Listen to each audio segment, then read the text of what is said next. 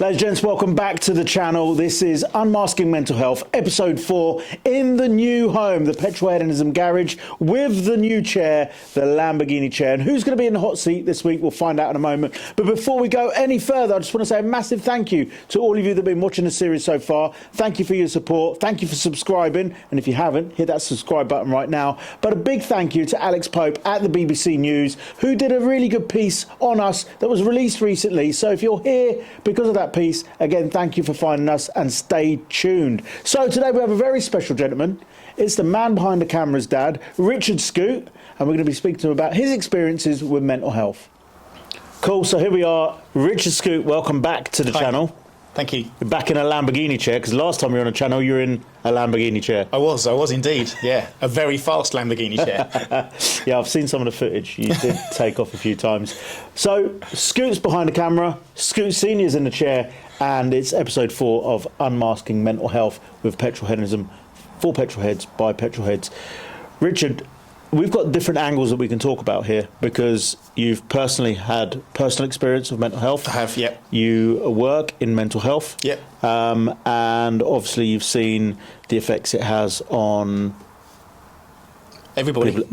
Pretty much. So before we go any further, like, you're an ambassador of Petrolheadonism. You have been for a couple of years now. Obviously, yep. Josh has become our videographer, content manager and social media guy. What does Petrolheadonism and being a petrolhead mean to you? So I've been a petrolhead since I was tiny, from the very early point of being given Tonka toys. You probably remember those, and Dinky toys and stuff like that, and growing up. This is well before Hot Wheels, I might add. And just really being into cars, having a Scale Electrics, and then following cars. I remember having my poster car in the 70s was a Lamborghini Countach, or Countach as you pronounce it. I was always a Lamborghini fan at that time, and that was my poster car, my dream car, as it were. And I, as a youngster, used to go to car shows.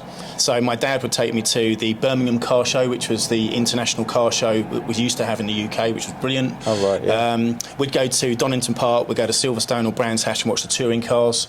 So we were massively into those. And very luckily, or occasionally, I'd be going to the F1 as well. Amazing. Yeah, I grew up not around cars, but as I got into my teens, all of my friends had cars, and most of them, I'm a driver, so I like driving cars. Lift the bonnet up and there's an engine, and I appreciate that. It's beautiful, but they knew how to do them. Right. So I had a couple of friends that built Beetles from ground up, Land Rovers, a couple of mates on super bikes, and I guess I was the poor partner in that relationship, but I've always been around cars. Awesome. As you've gone through your journey of life, how has that passion for cars helped you with your mental health, or helped you in life in general? For me, I think it's I've never looked at a car and thought I'm jealous of somebody. Yeah. I've always seen a car as being something that's like, wow. I think, things like Ferraris and Lamborghinis, Paganis and Koenigseggs are beautiful to look at. I really do appreciate art. I love art. But cars are visceral. So there's movement, there's noise, there's sound, there's smells. And I think that's the thing that attracted me to them, is that and they're everywhere. And you could be going anywhere and you suddenly hear something and it just catches your ear.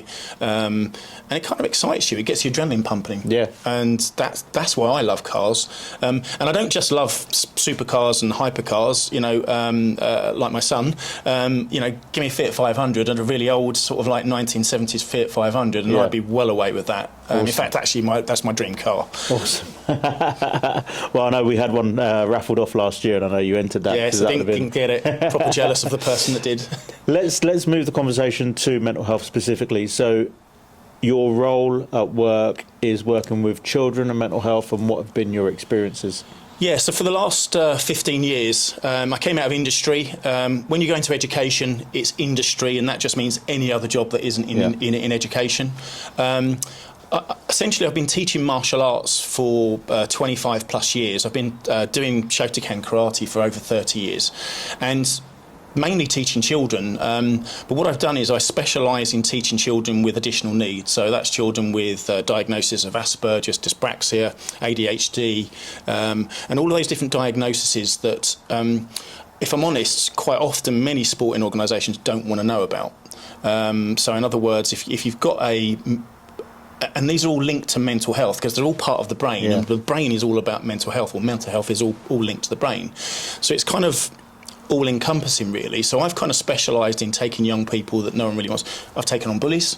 I've taken on people who have been bullied, so their mental health is really, really low. Those with low confidence, and I guess that's why I started martial arts. But eventually that led to me thinking, I'm sure I can make a difference in young people's lives. With my own personal experiences of life and my own traumas, my own experiences of loss, bereavement, and things like that. And I thought I could make a difference. So I managed to come out of industry and got a job in a secondary school. And I was employed as what's called a student support officer. My day-to-day job was safeguarding, so I was dealing around child protection, but also working with young people around their mental health. And what I'd do is I'd meet students individually and listen to them. I guess what we would call ourselves is tier one. So we were the first phase that a young person would have, someone to go to. Above us would be then the mental health services such as CAMS or CAMH, CHUMS. There's some local charities that certainly in and around our Bedfordshire area that are brilliant. And we would be that first level of contact. A trusted adult that a young person would be happy or okay with talking to around their mental health. Now, my age range that I worked in school was 13 to 19, so it covered all of those difficult years. And I do say that because teenage years are really, really difficult because our brains completely change, they reconfigure. And I think most of us, and certainly my experience of a teenager was traumatic. You know, I hated myself. I was tall, I was skinny. I felt unloved, which is ridiculous because my family were very, very loving, but I didn't like myself. Sure. I used to get angry, and I used to, when I think of it and when I reflect on it, it was self-harm. You know, I'd hit things. So I wouldn't cut myself, as we do see with lots of young people today. That's their way of expressing their feelings and coping with those overwhelming emotions that you get as a teenager. But I used to hit things. I used to hit myself. I've never told anyone that, but I used to punch myself quite regularly to try and cope with those emotions of just not feeling loved or wanted.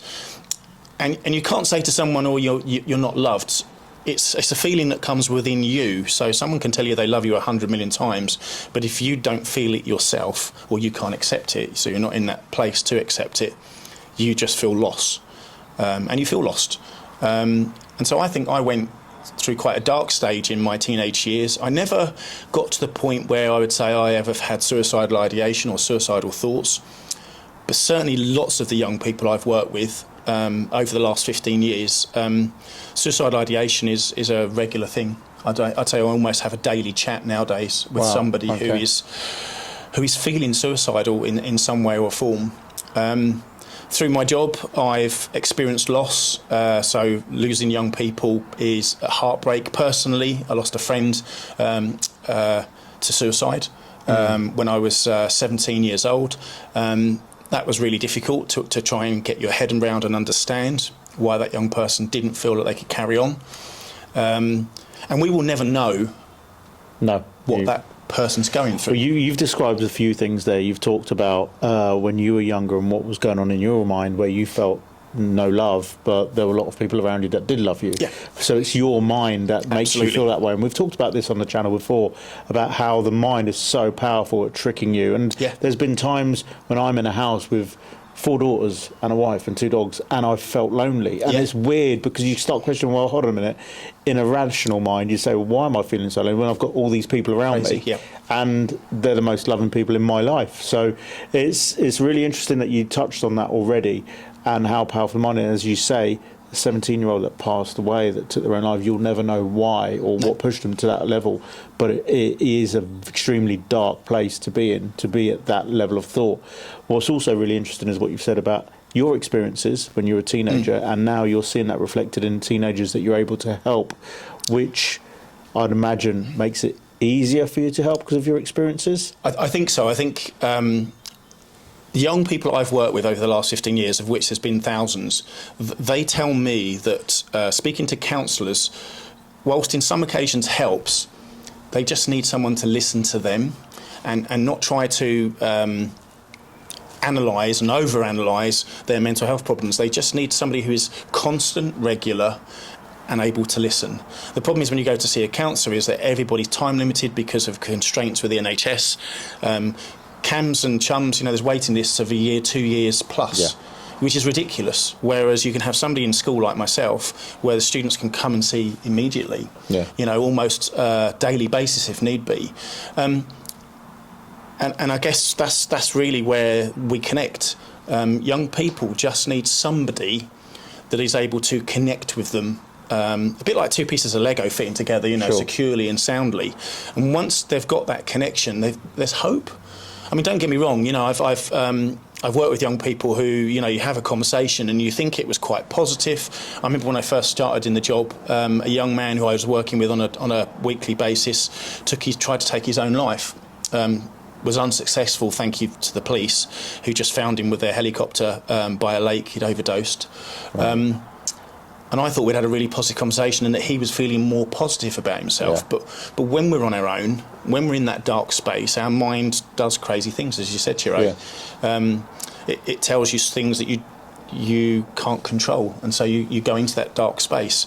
But actually, many of the young people I've worked with have said that just speaking to me has helped. And I don't just mean me. I'm not kind of like some mental health guru or anything, but it's just given him space and time.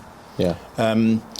We lost a student within our educational establishment, which was incredibly traumatic, not just for the family, and I do remember the impact because I worked closely with the family, but also the impact it had on the community. I'd imagine, yeah. Working in the area that we do in central Bedfordshire, there's lots of villages, etc., that are really affected badly by this type of thing. So you see the wider impact that has on the community. So that's not just young people, that's relatives and parents and carers and other people within the community. But going to a child death review was one of the biggest things I think I'll ever take in my life, in terms of trying to understand more about mental health and improving it. And if I can touch base with anybody and help them, then that's what I want to do. Because that young person took their life, had tried to touch base and find some help, and it wasn't forthcoming. Right. Which is heartbreaking because, I remember that young person, a beautiful, well-liked, really, really lovely, lovely young person, which is what we want all our people to be doing. Exactly. Someone's son or someone's daughter. We want all of those young people to have the experiences that we've managed to have in life. And I've lived a wonderful life and I've managed to do lots and lots of amazing things. But those dark times, they just need somebody there and then. Yeah. And it's not the family members. It's too hard, from what I've told by young people, it's too hard to tell family members how low you are because you don't want to upset them because you love them too much. Yeah. And they think they're doing something wrong. Of course. Just making you feel that way. Yeah. The amount of parents I've spoken to over the years and carers who blame themselves when they find out that their son or daughter self-harms, well, it's not their fault. Their son or daughter is using that as a coping mechanism, of which there are many, pulling your hair out, burning. There's all sorts of ways that we can cause self-injury. And the idea of that is to cope with those overwhelming feelings. So it shouldn't necessarily be seen as a bad thing. In some ways, it's that coping mechanism that keeps us going. Because what they're doing is creating a feeling. Now, to the outside world, somebody who cuts themselves, that's horrific. It's a terrible feeling. But actually, for that young person, it's a release of the emotion and that they feel in control. Yeah, sure. And I guess what I'm telling you is the feedback that I've got from all of those young people that I've worked with. As I say, I'm not a NHS medical practitioner or anything like that. No, and nor are we with what we're doing, but we've come from a point of experience, and through the conversations we're having, we're learning more about it. And if anybody's tuning in, it's just about seeing the different facets of mental health and how it affects people across. I've done lots of training. I've got lots of qualifications, but actually, it's the life experience that you have to be able to share with young people is what they. This is what they tell me. This is what they appreciate the most. It's good to know that someone else has been through this, I mean, quite often I, would overhear conversations with young people saying, "You don't understand. You couldn't possibly understand. You have no idea what I'm feeling." That's absolutely right. Yeah. We have no idea what the next person is thinking or feeling at any point unless they are actually able to verbalise it. Yeah. And then how easy is it to verbalise to somebody that you want to die, that you don't want to be here anymore? It's incredibly difficult to say that. I've had some young people that have told me that and screamed it in my face, but many can't do that because they don't know themselves. They can't.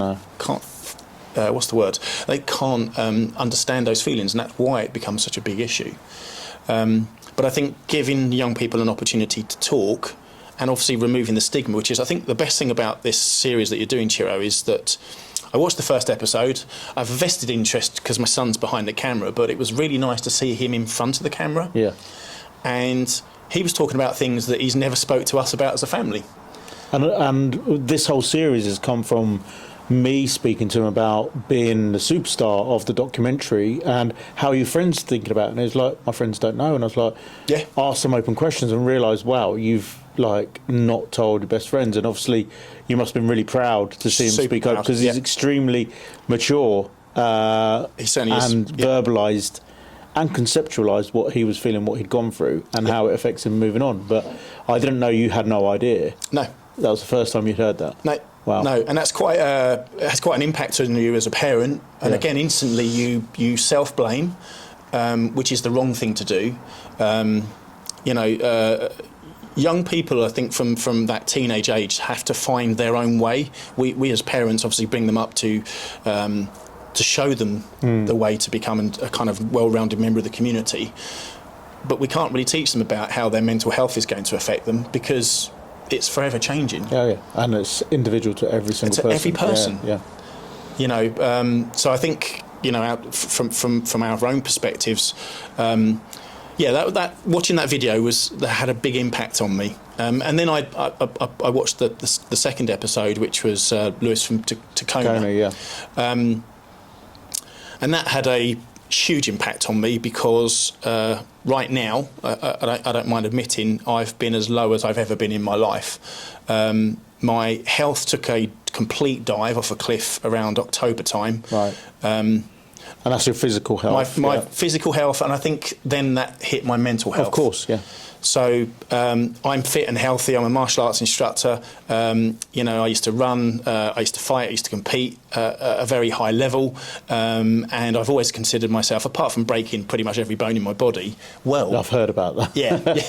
But I'm always been a well person, and certainly for the last 30 years of doing martial arts, I've been a confident and happy person. Yeah. With the odd, ups and downs that we all have and trials and tribulations of life. But I started to have various different things go wrong with my physical self, to which, to this day, I've just got off the phone from a phone call with a consultant. I've got an undiagnosed condition at the moment, possibly autoimmune, that could change my life. And that really had this kind of it kind of like I was overwhelmed because different things were going wrong with my body at different stages. And it was just sort of like a cloud coming over my head and just pushing me down. And all the plans you had, everything, work, everything, personal, everything, just gone out the window because you can't drive at the moment. No. Either, which I know how hard that hit me when I broke my leg in 2015, and I can imagine for someone like you that loves driving. The biggest thing I think was, so that all happened in October, November. I started to get under the NHS and to have investigations, MRI scans, CT scans, ultrasounds, X-rays, all that stuff. And then 2 weeks ago, someone hit me with a sledgehammer, it felt like, although it wasn't a sledgehammer. I went for an optician's checkup. Wow. And I got diagnosed with a detached retina. Yeah. And I was told, literally, it was a miracle I hadn't gone blind, and in my right eye. And 2 days later, I was having surgery in London, and I've had my retinal detachment refixed. I was awake throughout the whole operation. Wow. Which is probably... So with your left eye, you're watching your right eye. It's the scariest thing I think I've ever been through. I did that with laser surgery, but the left eye watches them operate. it was interesting. I was speaking to the consultant that morning. I went to London. He said, we have to operate immediately. This is really quite serious. You're lucky you haven't lost your sight already because the tear was so severe. Wow. And I said, so you're going to knock me out? And he said, no, you need to be awake throughout the operation because we want to do it now. And I just said, I'm not sure I can do that. I said, I can do anything, rest of the body, the brain, physical self, not a problem, but eyes I'm not so keen on. And he said, you're a martial artist. He says, you've got this. He said, it's all about mind over matter. Yeah. And I tell my students, I have a philosophy, it's a kind of like a phrase, I guess, and that is, once you become fearless, life becomes limitless. And I believe that, and that is that fear is just a small barrier that generally stops and gets in the way of us having fun. Yeah. For me, it was a barrier that was stopping me from getting put right, which was having my retina reattached. So I went through the surgery, which took about an hour, and I was back home that evening. But then I was told I had to lay face down for a minimum of 8 days. And it's just getting worse and worse and worse. It literally just felt like someone was just putting, I don't know, it was almost like being put in a coffin and then someone chucking the dirt on top of it and you can't get out.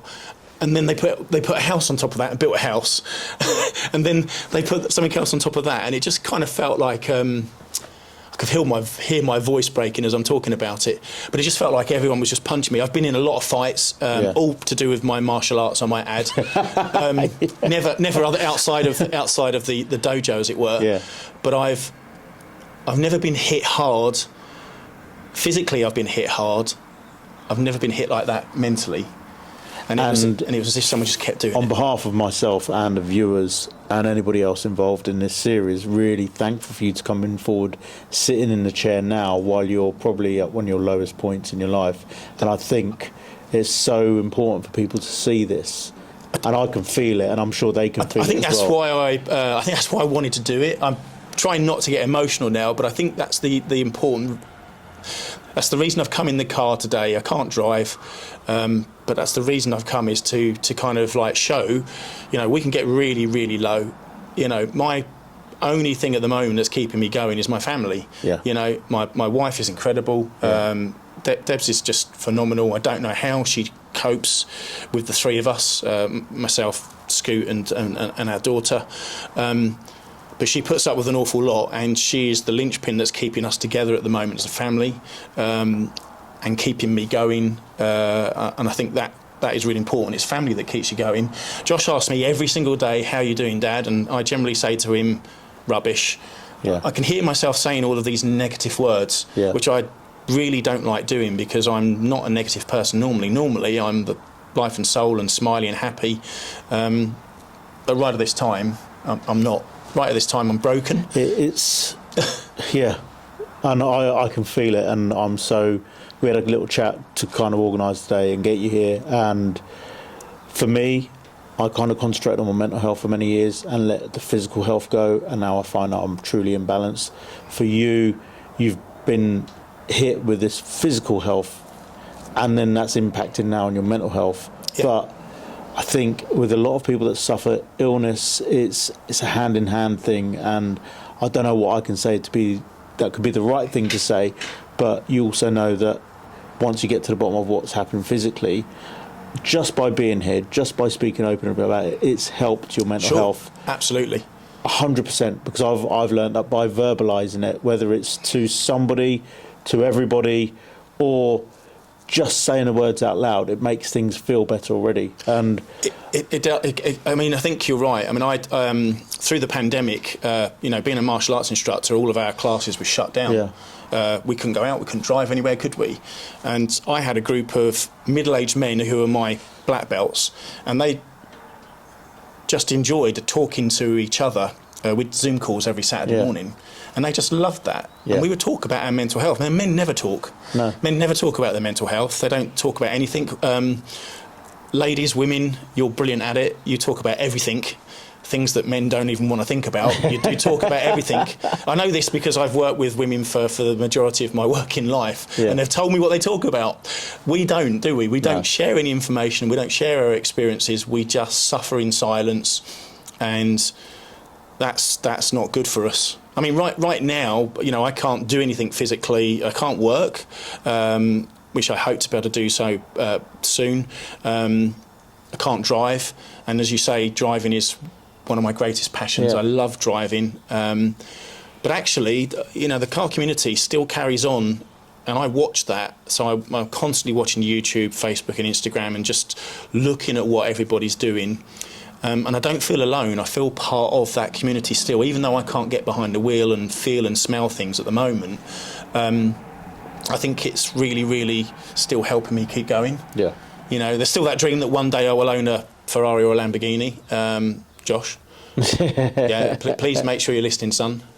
It's just that since the age of... Well, he can't get insured on one, so if he earns enough, buys one, you'll have to insure it. I've told him I'd be a chauffeur. And, since the age of 3, exactly. he has said to me that he would buy me a Ferrari. Oh, awesome. It'll happen.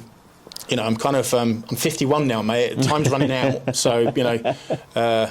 I'm getting to that point in life where I won't be able to get out of it, so we need to do that. But seriously, you know, watching the things that you're doing at Petrolheadonism and stuff, and watching those videos really made me think I'd like to contribute to this in some way, and just be honest and open about how I feel, but not just me. It's about how everybody else feels. Yeah, you know, we don't want to lose people.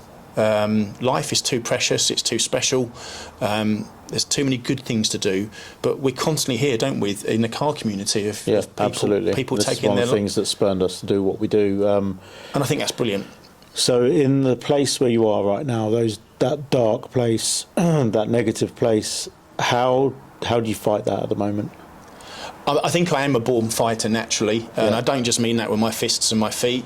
I've always been bloody minded and have that don't give up, don't give in attitude, and I'm trying to keep that at the forefront of my mind. Yeah. So I think that's the thing, is you will get through this. People keep telling me it, and I think that, you know, sometimes that can do your head in. You know, everyone's saying, "Oh, you'll get better. You know, you'll get through it." But when you're so low, you don't hear that at all. You just get annoyed by it, don't you? There's that numb feeling where you become numb to anything. That's and exactly everything. how. Yeah. And I think you've hit the nail on the head, and that's the right word. I felt numb for probably the best part of 3 months. Yeah. And I feel like I've lost a chunk of my life, which sounds ridiculous, but I think I've just existed. You know, I don't enjoy eating because of what's going on with my immune system. I can't go out. I can't train. I can't drive. Can't go to work. I feel numb. That's a really good way of describing it. Which makes... I've organised loads of events for this year, and I know there's quite a few of them that you're looking forward to, because you're either actor, chauffeur, or come along because you're passionate about what's on display. And so there's a lot to look forward to. And I think one of the things that overwhelmed me in 2020 and 2021 was the amount of people that came up to me personally and said, "Thank you. I'm just doing what I do out of passion. I love bringing people together and seeing them enjoy cars and sharing that passion." But the deeper meaning of Petrolheadonism to people, which brings them out from that dark place into a place where there's others, and being able to socialise and come together and enjoy their passion. And like you say, it's not just about supercars, it's about minis, Fit 500s, Cortinas. It's about the people. I mean, you know, I honestly can say this. I mean, obviously, Josh has been involved in car spotting. I mean, he's been interested in cars all of his life. You know, he was really into Hot Wheels when he was tiny. When we started the whole kind of like YouTube journey for himself, it wasn't a YouTube journey, it was just him and I going into London supercar spotting, and we haven't really changed that format, to be perfectly honest. You know, he's grown to love cars more and more. But one thing I've always said to him, and I've always said to, I think, yourself and other people, I'm yet to meet somebody in the car community that is an absolute beep. I've never met anybody. Oh, really? No. I've met a few. No, as in, I'm gobsmacked at the amount of millionaires and billionaires that we've met over the time that have just said to him as a kid, "Get in my McLaren P1. Let's go." Start up this Lamborghini Aventador when he's 13 years old. I mean, I can't get my head around how generous these people are. 99% of the people in the community are amazing, and it goes from whether it's that classic Fiat 500 up to the hypercar.